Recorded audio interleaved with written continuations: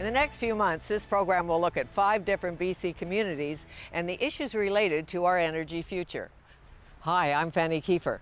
We'll seek local input, talk to industry and to environmentalists. As you know, in a resource-based province like BC, there is a wide diversity of strong opinion. We had a healthy debate when we built the first railway, the Trans-Canada Highway, and the first Trans-Canada Pipeline.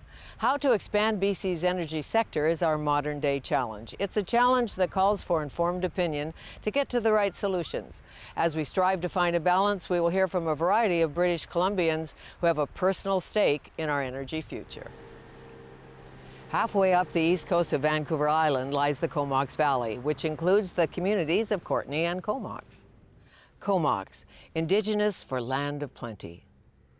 The first inhabitants were First Nations people. They came here thousands of years ago to create and build a rich cultural heritage that lives on today. European settlers arrived in the mid-1800s when the early economy depended on logging, farming, and mining. During World War II, RAF Station Comox was created to patrol the Pacific. Today, it's known as 19 Wing CFB Comox. It is the area's top employer. Today we're going to talk to a group of people who have varied opinions on energy.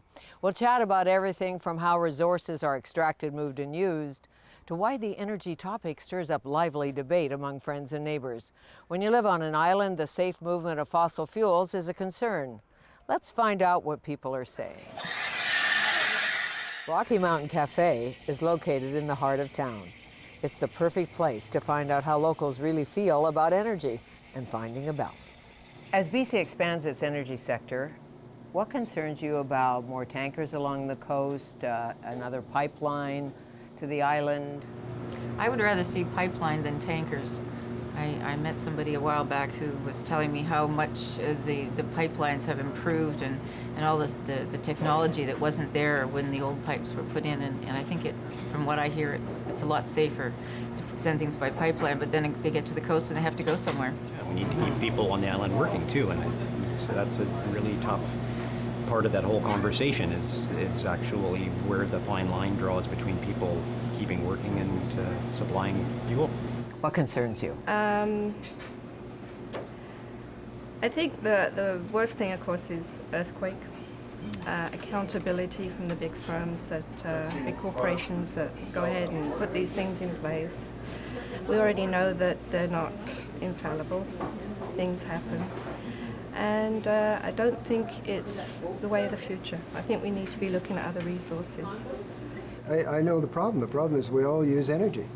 You know, we've made our small moves to conservation. We've all bought the little light bulbs that use less electricity, and we try to drive slower, you know, not wasting fuel. And so how do we find the balance between our need for energy and preserving the beauty of the coast that we have? So here we are at fabulous Philburg Park with an illustrious panel of 5. With me is Jim DeHart. He's a master river guide and president of the BC Wilderness Tourism Association. Also here is Brenda Kenny. She's president and CEO of CEPA, which stands for Canadian Energy Pipeline Association. And to my left, the second-term mayor of Comox, Mayor Paul Ives. He's a lawyer and a politician.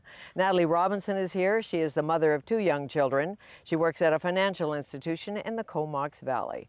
And finally, Captain Stephen Brown. He spent 21 years at sea. He's president of the Chamber of Shipping of British Columbia.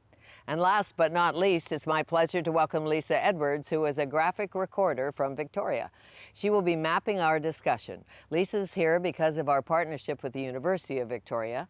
They have a program which looks at how groups on opposing sides of an issue can find common ground through a picture. We'll reveal her drawing a little later in the program. Now, let's get started. You know, when you extract, move, use oil, gas, or energy, we have to do it right and responsibly. So what is doing it right to you, Captain Brown? Leaving no stone unturned, I would summarize that as. From a safety perspective, no matter what sort of shipping we're talking of, the important thing is that we do everything not just by the book, but we also use a large degree of common sense in terms of what we're doing. And I think it was very well summarized when I was in Norway in June, just a few weeks ago. And as one person said to me, we know that there are some risks involved, but we trust you to do it properly. And you're talking risks in the shipping sector, in the sea. How far out from a place like Courtney Comox would a big ship go? Potentially just off the coast here, it could be 3 to 5 miles, depending on what type of ship it is, whether it's a cruise ship, whether it's a general cargo ship transiting the coast. But the important thing is that it's done safely. Okay, and to do that, captain on board, obviously. Do you have a BC Coastal pilot on board as well? You sure do. Here in British Columbia, we actually have the largest single pilotage area in the world. And in many cases, depending on the length of the transit, the type of ship involved, there's not just one, but actually 2 BC coastal pilots on board. Okay. And often they're very senior pilots with a minimum of 6 years experience. And as mayor of this town, what concerns you about tankers going up and down the coast of British Columbia? Well, we see the cruise ships go up and down, and we just trust the fact that they're going to do that without incident. That being said, it wasn't that many years ago when we had the ferry go down off of the North Passage. And so, you know, there's always a human factor, and I guess that's what we're concerned about, and nobody wants to see the Exxon Valdez on their doorstep. And certainly that's the concern that most residents would have, is we understand it has to travel by sea as the most safe method, but if something does happen, how is it going to be addressed? How is it going to be cleaned up? And hopefully we can get some answers to those questions. Sure. And how good are we at emergency response? And perhaps that's over to you, Jim. Well, I think one of the things we have to consider is that the response needs to be within the technology that we've got. And some of the product being suggested for shipping, the bitumen sinks, and most of the technology is about cleaning up surface. So, you know, we got to look at if it's going to go ahead, it should be something we can actually address, not something we're not quite sure how to address at this point. And do you think that's in place now? Not from the information that I've seen. The problem with the bitumen or the diluted bitumen is that it doesn't float long enough to clean it up. So that's an issue both in rivers and in the ocean. So whether there's a pipeline rupture or an issue with shipping, the cleanup is an issue because it's a type of product that we don't have the technology right now to clean up properly.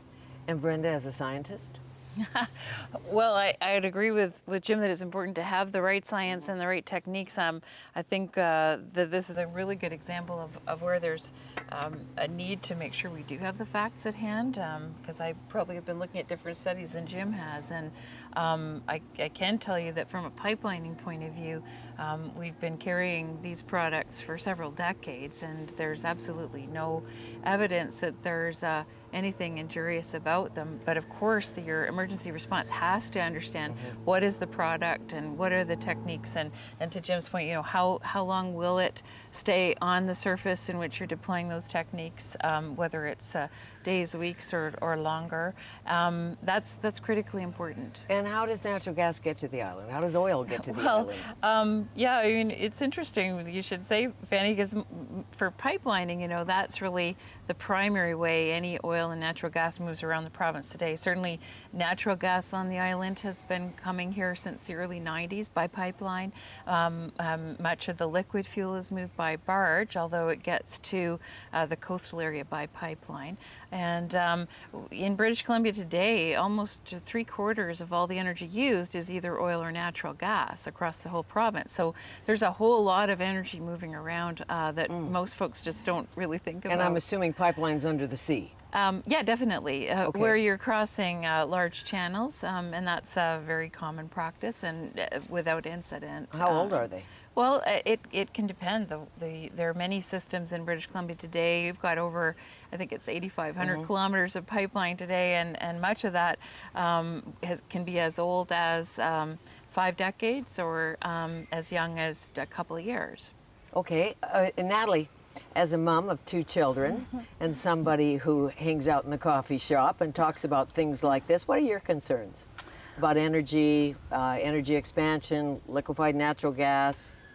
Well, the smaller details are something I don't generally want to know too much about. I don't want to get wrapped up in all the details, but I know it's coming. I know it's a topic, and there's good points to each side. Like environmentally, I'm concerned that there is potential for a spill, and this place is beautiful. It's a little piece of heaven, and I have 2 young kids, and I want it to be here forever for them. And on the other side, industry is really important for our economy. So I'm a bit on the fence about it, and usually I have an opinion about everything. Well, this is good. And feel free to jump in. Jobs in this town important to the mayor. Well, I think there's a disconnect that people have between natural resource development and the jobs that are generated out of that activity.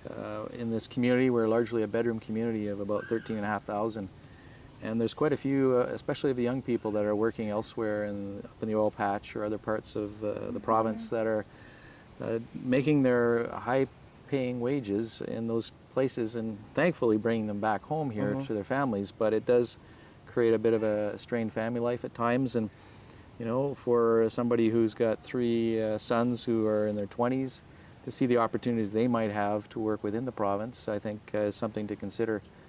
And we always talk about training for skills, whether it's welders or pipe fitters and the like, and we can do all that training, but are we just going to be exporting those jobs as well? And I'm certain, and if you talk to the Premier, she'll agree, we need more skilled workers in the province. And are they being trained? Question one. And how do you liquefy natural gas, which would take us all day to explain, but somebody has to know how to do that and to export it safely, and if indeed we're going to go to Asia. It is very specialized, and I think one of the things to keep in mind with any sort of industrial development on a regional level is sometimes you will see people trained in one location, and perhaps for a short time they're working in the industry that's pulling them in, but we've seen a lot of apprenticeships develop through working, say, in the oil sands or on pipelines, and then they'll go back to their home province and be able to develop a welding shop or company that they wouldn't have otherwise had the skills to do. So it's bettering the overall workforce by making sure that we're well equipped, and the capacity for that training is something we really need to work on together. Okay, and as we look at exporting energy to Asia, Korea, Japan, India, China, what are your concerns, Captain? I have no major concerns that we can do that safely. The practice of moving oil off the coast of British Columbia has been going on for a number of years. The Trans Mountain Pipeline has been in operation, as you know, for 60 years now. And I think it's very important that people don't lose sight of the fact that currently, because we're selling oil at that large discounted price, we're losing anything from $30 to $50 million a day on the sale of our oil into the United States. And when a small town mayor is faced with the sort of financial pressures that you are, I think those things can't go unnoticed. And so it's a question of reaping the benefits of our natural resources and keeping that money in Canada, putting it to good use in Canada. There is so much that needs to be done, with ensuring that we do everything that we need to do to ensure integrity of our environment. And I couldn't agree more. We all live here, and we all want it to continue forever.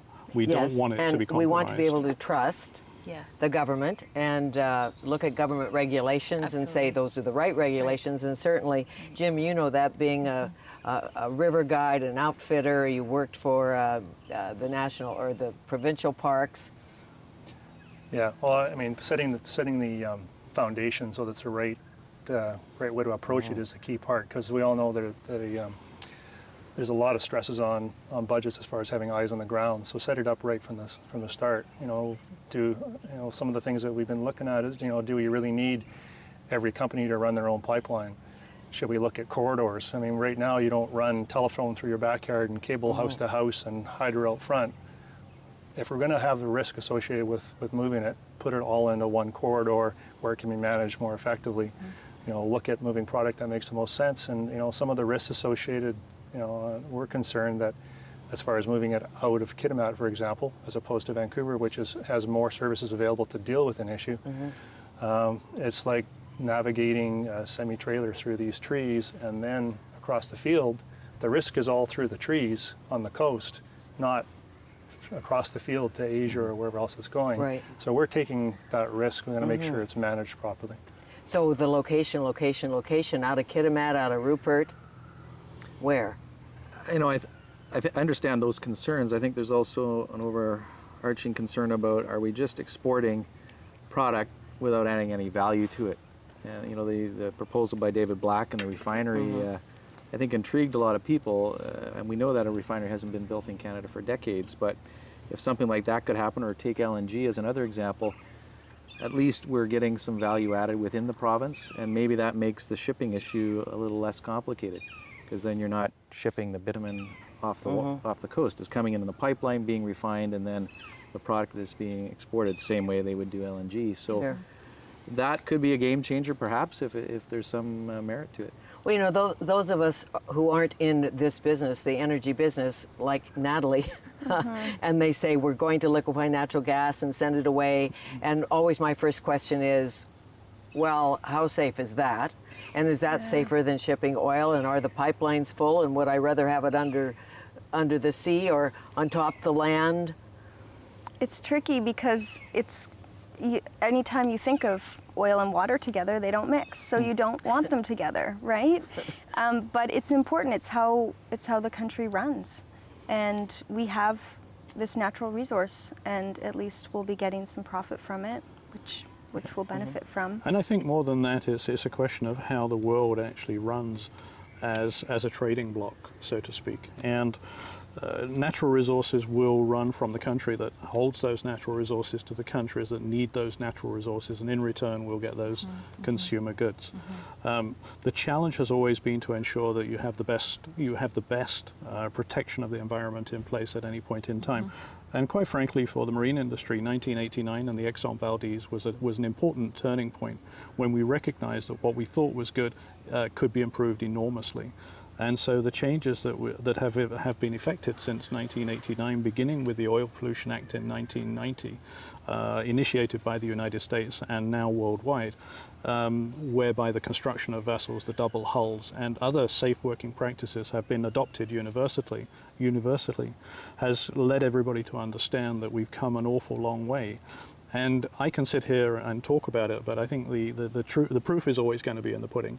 And when you look at the dramatic decline in oil spills worldwide since the days of Exxon Valdez, and in 2012, in fact, there were no major oil spills anywhere in the world from a tanker worldwide. I think we should be measured by the progress that we've been made, but we should not be complacent. We should build on what's already been achieved. Yes, I would say the same thing on the on-land portion as well. There have been some incredible advancements, and that's not enough. We'll keep going, but there's a great opportunity to understand that if you're going to have a large infrastructure on the coast, such as an LNG export point or the terminus for a liquid pipeline, it can create an anchor for so many other things, like improved navigation or improved emergency response for any number of other hazardous materials in the area. And on the liquids and the issue of whether or not there's a refinery, I think that's a great question. But I would also kind of look back at the history of pipelining, where they've tended to start with that tube of steel being used for one thing, and over time it can be used for a different kind of refined product. So there's nothing that stops us from evolving as the markets change around the world, but you need to start with the anchor that's actually going to be right. And Jim, as an everyday Canadian, well, not that you're an everyday guy, but you know what I mean, somebody who makes your living in tourism and all of that, what really concerns you? The trust factor, as you know, energy is polarizing, the energy topic, and expanding energy, polarizing. Yeah, I guess we want to see the evidence. We want to see that it's not going to create an issue. If we want to take the proposed Enbridge Northern Gateway pipeline, crosses 1,500 watercourses. Half of those are salmonberry, and includes the Fraser and the Skeena, two of our biggest watersheds. If there was a spill on any kind of magnitude, that would have a huge impact on, potentially a large section of the Fraser or the Skeena watersheds and all the associated wildlife and downstream issues associated with that. So, anything that's going to be done needs to be done right. We haven't seen a lot of examples of the precautionary principle in BC. We've done lots of let's try it and see how it works and then try and fix it after. We need to be more cognizant of the ability of saying, look, until we know for sure, this is the way we're going to do it, and we may ease back later, but we need to make sure that the existing resources we have are protected we don't want to drop what we already have to pick up the latest shiny object, just to destroy what we've already got. I think erring on the side of caution is always good. Natalie, agree? Yeah, and it does concern me with the environment. Like, accidents happen. They happen all the time. You know, before there were car seats, a lot more kids got hurt, but accidents still happen. And I'd want to be reassured. But I think that's a very good point. And the marine industry, the aviation industry, the rail industry, which has recently been in the headlines, unfortunately for the wrong reasons, or even road accidents or bicycle accidents. I think we have to acknowledge that those things happen, but I think we also have to ensure that the lessons learned are applied to ensure that there's not a repetition of those. And I think the recent rail accident will be a very good example of that. And I think the 1989 incident in terms of Exxon Valdez, as I said, was a turning point. And we've never looked back from that, because we really did learn a lot of new things, and we've applied a lot of new lessons and regulations. Sure, but as we all know, rules can be in place and not followed. But I think, in fairness, that there is so much auditing of ship traffic today. Transport Canada inspects physically 20% of all the ships that come onto the coast of British and that's Columbia. gas, oil, coal, all ships? Doesn't matter. Every Same tanker thing on gets pipelines, inspected. too. The amount of auditing and inspection is... Yeah, And every high tanker. technology good? Every tanker gets inspected, and 20% of all other ships. It's a very targeted exercise, because if a ship has a record of failure of inspection, then that ship will be targeted very heavily by Transport Canada. The classification societies do their thing. It is a highly, highly regulated industry today, and really there's no room for anybody to get away with anything.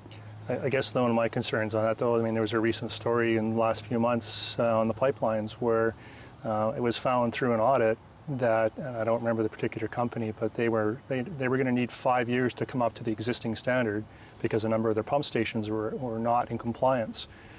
So, you know, when those kind of things hit the headlines, all it does is put up red flags for people who aren't in the industry. And we have to search for truth and do due diligence and try and find the truth. And we have to trust, as you know, trust industry, trust government, trust each other, and go to our hearts. Hold industry to account. Absolutely, and trust in our hearts and souls that this is what we want, and if we don't want something, well, we make a lot of noise. Yeah, and I think coming back to the earlier point on spill response, the primary motivation for us to go to Norway in June was to look at their spill response regime, because we hear a lot about how world leading it is.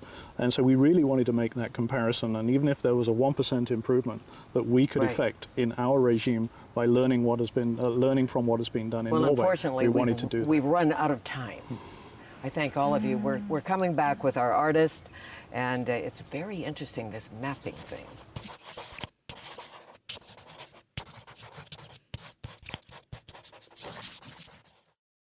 When you look at this visual, this drawing, what comes to mind? Well, I think for me, it's obviously a balancing act. If you apply that precautionary principle we talked about, for many people, nothing would ever get done. But for the province and for people living here in this town, I think if we can find that right balance between social development, economic improvements and growth from that, all without sacrificing the environment, then that's going to be the challenge going forward. And I think people have a very high regard for the environment here. We're sitting in a place where that is foremost in mind. So where can we go with that, and how can the industry bring that forward as a top of mind issue? Absolutely. We thought we'd all move here, and maybe that would be a nice thing to do. What comes to mind for you? I think it's a really interesting depiction of the conversation. And one thing that keys in for me is the statement, safety is important and so is economic benefit. I like the word "and" in there, because they really go hand in glove. It's not a trade-off, and that economic benefit can lead to a lot of safety measures being implemented for sure. That's important. Okay. Jim? Yeah, again, back to the mayor's comments, I mean, it is a balance, and I think we want to be careful that we don't throw away what we already have. You know, it's a key thing that, you know, we've made some of those mistakes in the past to make sure that we don't do it again, and protect what we've got, and look at the right way to move forward. And move forward with community in mind and community perspectives in mind. Start, you know, looking generations ahead, not just the next political cycle. Right, good stewardship, obviously, and that's important to you, Natalie. Certainly. I really like the drawing of trust as a foundation, because we have to trust the experts. They do know what they're doing. There's a history. There's industry all over the world that's doing this. But is our technology ready for this little place? Is something I'm concerned about. So I try and have trust for all the experts involved, but. And information. And Steve, you have lots of information because you've been at sea. Well, I think what we're capturing here is the very essence of sustainable resource development, and I think the elements of that are being totally captured. There are many elements, and it's also, as it's being captured here, important that everybody is provided with the facts. So, by definition, sustainable resource development is the balance that we have to find with the environment. Okay. And I think that's what we're accurately capturing. And by definition, a sustainable fossil fuel. Well, and the appropriate information about all of that. There needs to be a transition to other kinds of energy, but in the meantime, there's a huge amount of energy used around the world and in British Columbia. So if there are questions, like questions about bitumen on water, for example, we need to make sure that the science is very transparent, and if there are any remaining concerns, that they're fully addressed. And if you're not in the field, it's difficult. It is very, yeah. It's difficult to filter all the information because there's a lot of it. One thing we didn't talk about, but I think is very important, is First Nations and how they look at economic development. They have 200-year planning, 300-year planning horizons. And in our relations as a local government with our local First Nation, that's always come forward as a long-term view. And I think, as Jim said, we do have to take a long-term view. We know what's possible now and what could happen in the next 5 years, but what could happen in 10, 20, 30 and onwards. So that is the essence of sustainable development, and I think First Nations have articulated that. Well, in bringing people together on a hot potato topic, and indeed today it is one of the hot potato topics. Indeed, and I think the recognition that we're capturing also that accidents may happen, but the importance of preparedness for any incidents should they occur, I'm very happy that we're capturing that. And there are places nobody wants an accident to happen. You know, they say, well, if it happens over here, it's not as important. But if it happens in a pristine wilderness, that means more to me. Yeah, and that's where your standards and redoubling efforts and understanding a good open conversation about the technology and the risks. And we know that there are many industries that are near zero risk, and Stephen was talking about that with regard to shipping. Pipelines on an overall basis are very safe, but we are driving towards zero incidents, and where there are environmental concerns in sensitive areas, we're close to that, and our commitment is absolutely to work with British Columbians and get there. Yeah, and a balance between environment and economy. And accountability. Yes, accountability. That's a good word to close on. Accountability. As we close our first Find a Balance, we've learned a lot about how locals feel about energy expansion in this neck of the woods. Now it's your turn to join us. Online you'll find segments of this and other shows along with a posted version of our graphic recording. Thanks for watching.